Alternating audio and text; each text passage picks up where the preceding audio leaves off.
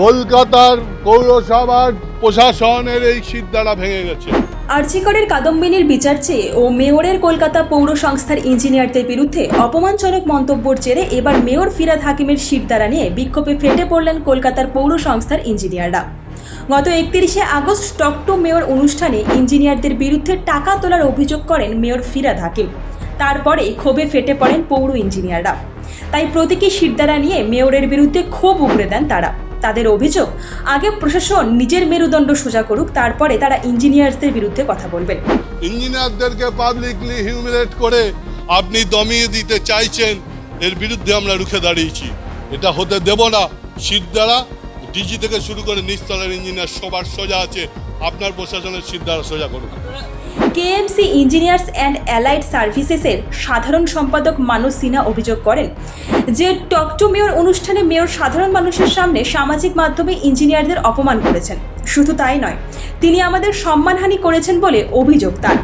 মানস সিনহা আরও অভিযোগ করেন, গার্ডেন ব্রিজ এলাকায় কোন সিন্ডিকেট চলেছে যে বিগত 14 বছরে একটা বাড়ির সিসি করা হয়নি বলে প্রশ্ন পৌর ইঞ্জিনিয়ার সংগঠনের।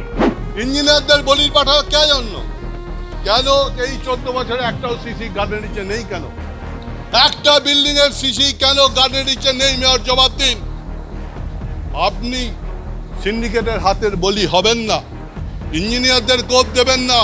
সিদ্ধারা উঁচু করে ইঞ্জিনিয়ারদের কাজ দিন।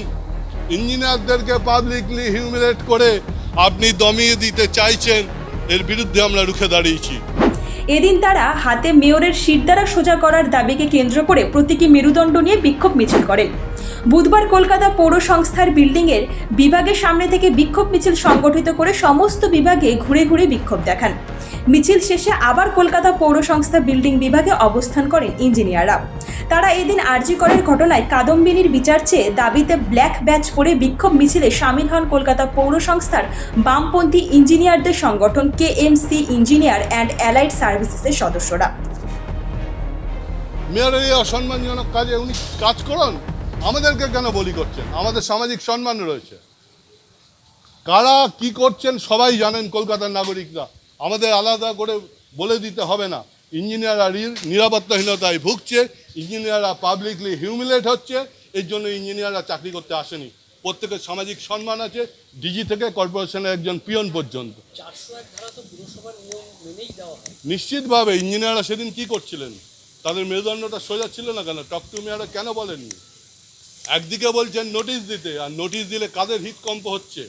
কেন ফোন করে বলেন আর ভেঙো না, চলে এসো? কেন গুড়িয়ে দেওয়া যায় না প্রথম থেকে শেষ অবধি বেআইনি বিল্ডিং থাকে? বলতে হবে তো, উত্তর দিতে হবে। কতগুলো বিল্ডিং ভেঙেছেন, কেন ভাঙতে পারলেন না পুরোটা? আর ভাঙার পর এখন কি অবস্থা, শ্বেতপত্র প্রকাশ করুন।